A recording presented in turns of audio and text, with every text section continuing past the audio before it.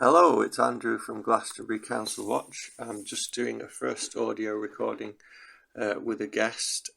It's really in reference to the first video that's online right now, which was I think it was called the Resilience 2030 committee meeting.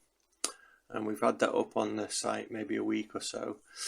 But there's been some interesting things come out of it. I mean, the theme of it was this kind of climate change emergency kind of thing. So I wonder if I can hand it over to our guest and ask what happened kind of from out of that meeting, as it were.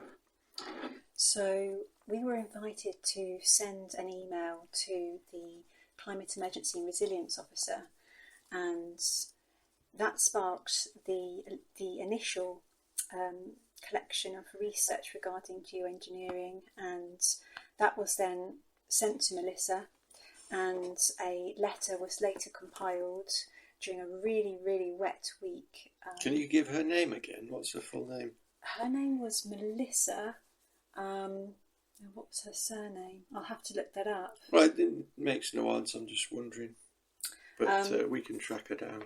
So she received the very short letter and email, and then a longer email letter was composed, and it was sent to MP Sarah Dyke, and that was on the 19th of September. She was given that letter at the Chamber of Commerce meeting.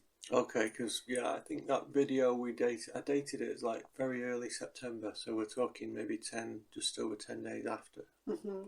Yeah. And in that time, we gathered 6 pages of names from concerned folk in Glastonbury who also were really concerned about geoengineering. We'd seen a lot of rain during that time. It was a very, very wet month. There was a lot of flooding, and homes were experiencing it. Farmland was experiencing flooding.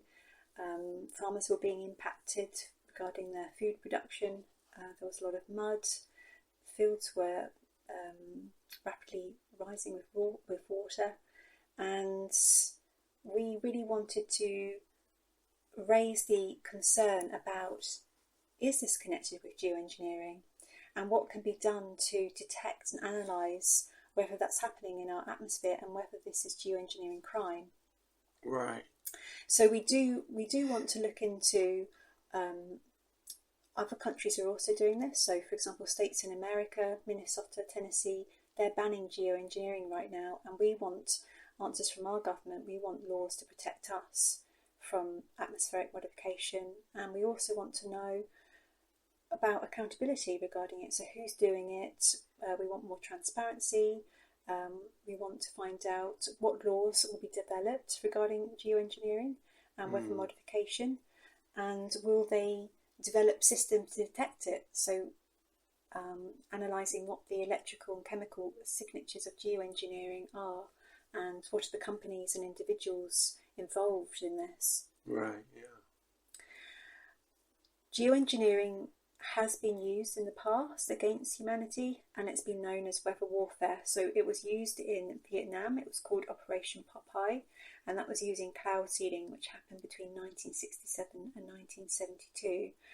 And recently there was a lot of social media posts regarding the extreme weather events in North America. Yeah, that's right, because this not Asheville, but the area in the US, where was it? The Carolinas. Yes. That happened literally a fortnight after that meeting or something. Yes, very, very shortly afterwards. Yeah. So a lot of people were talking about it, and a lot of people were concerned. There was a video of AI Alexa circulating about Hurricane Helene, and it was described in that video that the hurricane was exacerbated by a plane dumping nearly 180 pounds, 82 kilograms of crushed dry ice into the rain bands of the hurricane. That was coming from AI. And there were also people circulating posts about the lithium, lithium in the North Carolina region.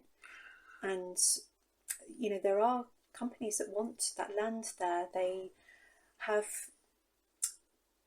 spoken about that publicly, about they do want to have mines there to get lithium, which is needed for electric cars. Yeah, so and there's a weird connection there because of in that same meeting, some of my speech was about the Cornish lithium mining. Yes. So that's just a weird synchronicity, maybe. Yes. Yeah.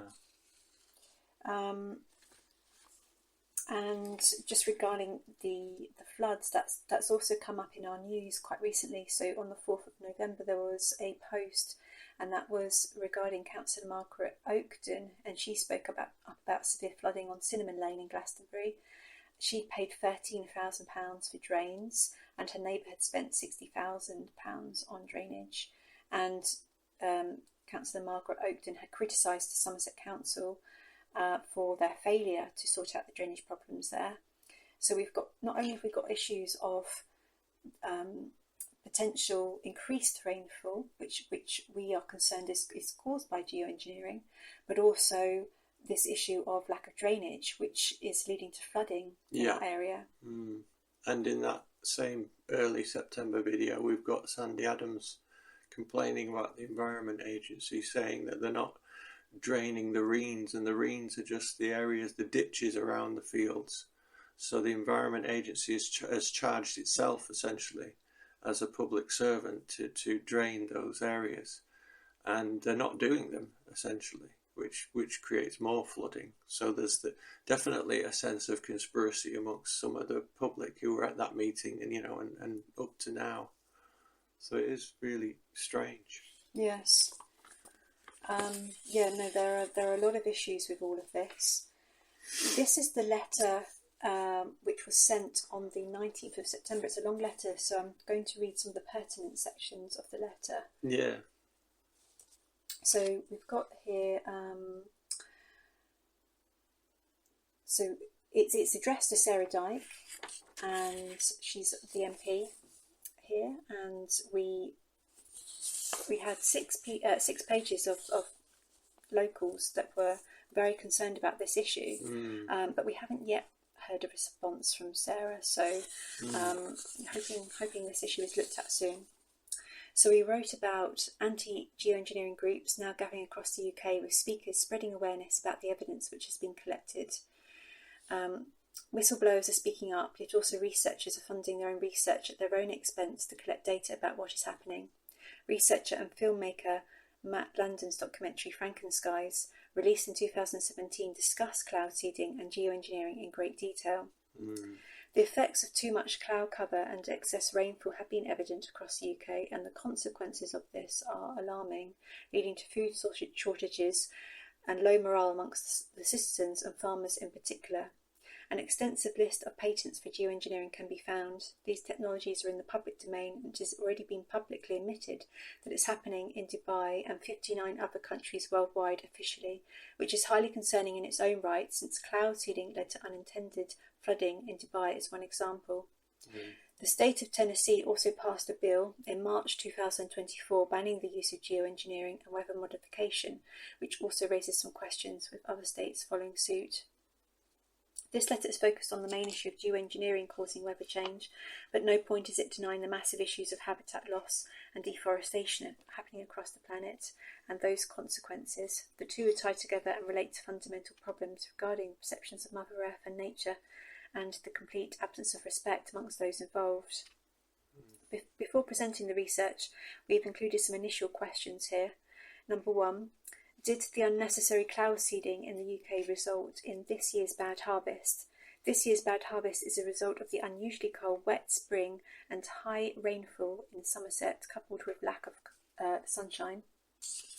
Question 2. Is the unnecessary cloud seeding in the UK causing a rise in any chronic health issues? Question 3. Who is funding the expense of this unnecessary cloud seeding? Does the UK government have any control of this cloud seeding, and why is it being done? Number 4, can we find solutions for problems regarding weather change if we do not acknowledge what the root of the problems actually are? Number 5, why were the pilots of aircraft, planes, as well as other whistleblowers of this unnecessary cloud seeding threatened with the job loss or told not to ask questions? So at present, it's already been acknowledged acknowledged publicly that cloud seeding geoengineering practices are happening in Dubai, for example, which has led to severe unintended consequences such as flooding, and is unknown about the long-term consequences of putting these chemicals into our atmosphere. Recently, on the 26th of August, Robert F. Kennedy Jr. shared on his social media in response to a video about geoengineering that we are going to stop this crime. And there are lots of whistleblowers speaking up across the world.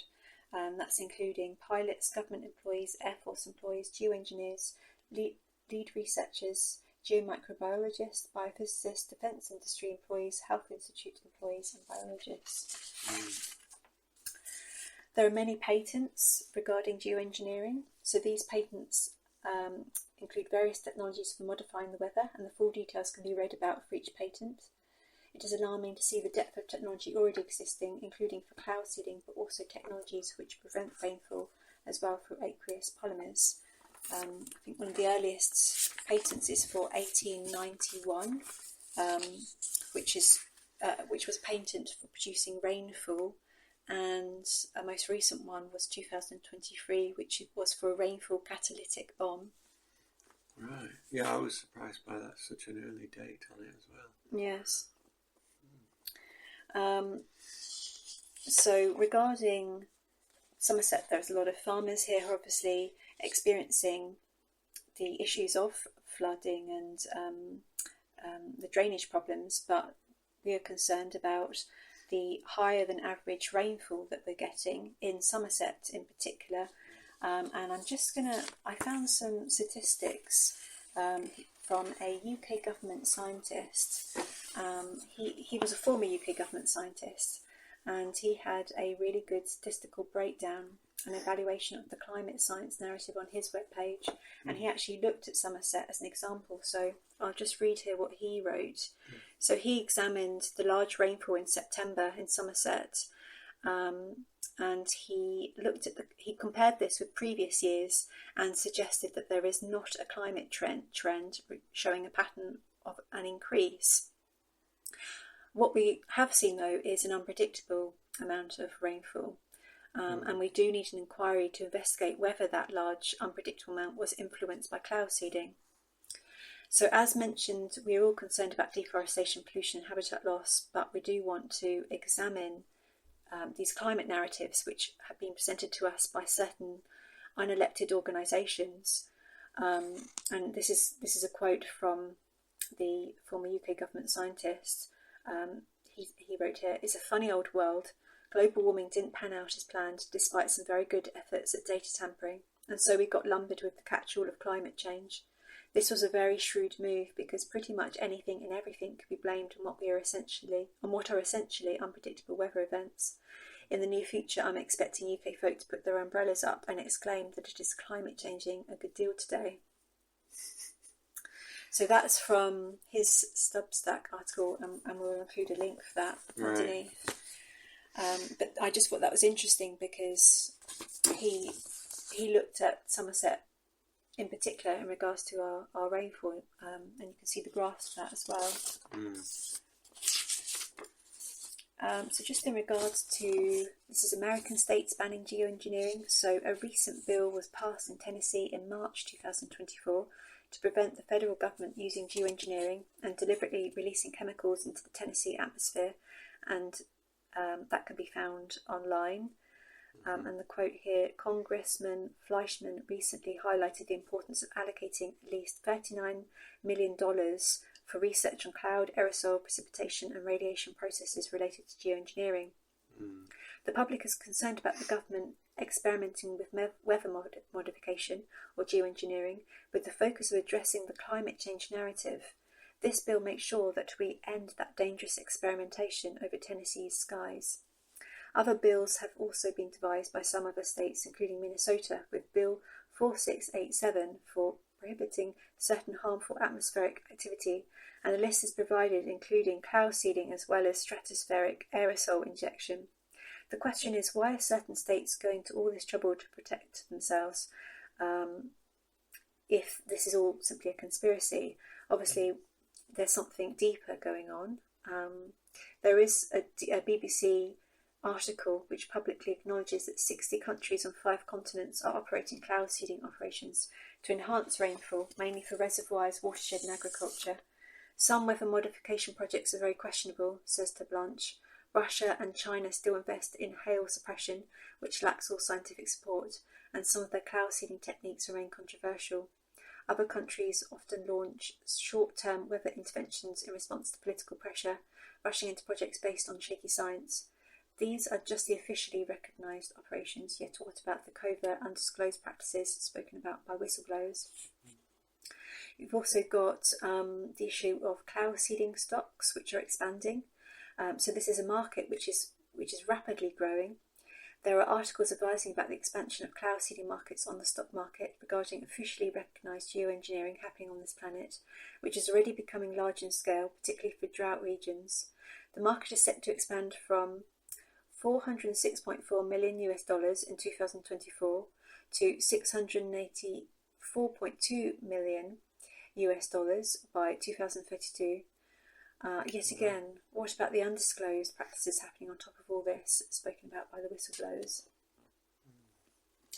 And so just in regards to undisclosed geoengineering practices that have been happening, this has actually been going on for decades. So alarmingly, research and actual experiments of weather modification have been going on for decades. Perhaps the worst example of this was the Lima floods of 1952, in which 34 people lost their lives. RAF weather modification experiments were happening at that time. Now a BBC investigation has confirmed that secret experiments were causing heavy rainfall. North Devon experienced 250 times the normal August rainfall in 1952. Survivors tell how the air smelled of sulphur on the afternoon of the floods, and the rain fell so hard it hurt people's faces. But the document team have tracked down fresh evidence, including RAF logbooks and personal testimony. Alan Yates, a glider pilot, tells how he flew over Bedfordshire as part of Operation Cumulus, spraying quantities of salt into the air. Other flights may have taken place, possibly using silver iodide. And then finally we've got, in 1962, American Vice President Lyndon Johnson said, "He who controls the weather will control the world." It's quite clear why countries would want access to this form of control, which is leading to poisoning, crop failure and other severe consequences. I wanted to ask, is control a form of weapon? What is really in control? Is it ego or is it Mother Nature? Right, wow. So those are all little slices from this letter? Yes. Yeah. So, and this has been sent already? This letter was sent on the 19th of September. It was given to Sarah, and another letter was recently sent to Sarah asking for an update. Is that because you just updated the research, or you re-edited it or something? So the recent letter was asking her for a response to this letter. I see. But it was also going into the vaccines as well. And that was sent to her on the 11th of November. We still haven't heard a response from her, so we're hoping that she will get back to us. 11th of November? That was yesterday. Yesterday, yes. Yeah. Okay. So she's had 2 letters, essentially. She has. Gone out to her. Yeah. And then we've also got this response from the MP you just mentioned. Yes. So, yeah. The councillor, she's her actual title is Climate Emergency and Resilience. Oh, sorry, right. And so she received a email initially, but we haven't as yet heard anything from Sarah. Okay, right. So, yeah, so there's definitely some outfall from that event in September. And I know it's already on the channel already, but it is worth saying. It's just typed in there, but it's worth actually saying that, that event was called very last minute. 2 of the councillors weren't even notified. They just so happened to be 2 of the councillors that would have an ear for this kind of information. And the dominant part of that whole meeting was this Climate Emergency Rivers Authority kind of presentation. So it just seemed to be a little bit of a closed house, that meeting. But I mean, it planned to be, but it didn't end up that way. So it's just kind of interesting to follow up on the meeting with all this information you're bringing forward in the letter. Yes, there was part of the response, I'll paraphrase it, it was kind of pointing to, if you're questioning the green agendas, then you could be controlled opposition, you could be working for oil companies, or you could just be living a materialist lifestyle. And we are none of these things. We're just healthy skeptics looking at these green agendas and looking at these unelected organisations and questioning the science that they're presenting to us. As I mentioned before, the former government scientist who he's done some excellent breakdowns of their science, and you can look at his graphs there. He's done fantastic breakdowns of the data and how the science can get distorted or how it can be presented in a deceptive way. And I also think it's brought up a lot of issues regarding organisations like WEF, Klaus Schwab, and the criticisms regarding these organisations. I read somewhere that he was getting 1 million Swiss francs as an annual salary, and I just think there's quite a lot of hypocrisy. You mean related to this climate change thing? He's the WEF organisation are connected with Agenda 2030, and my background is environmental science. I'm really passionate about protecting habitats, protecting nature from pollution and conservation, but I'm very, very concerned about these unelected organisations and the agendas that they're pushing, and I think that they're very controlling, and I think there's more to them than people realise. Yeah. And I think it's really good to be sceptical in these times and to look at what's being covered up. And at the moment we know a lot is being covered up regarding geoengineering.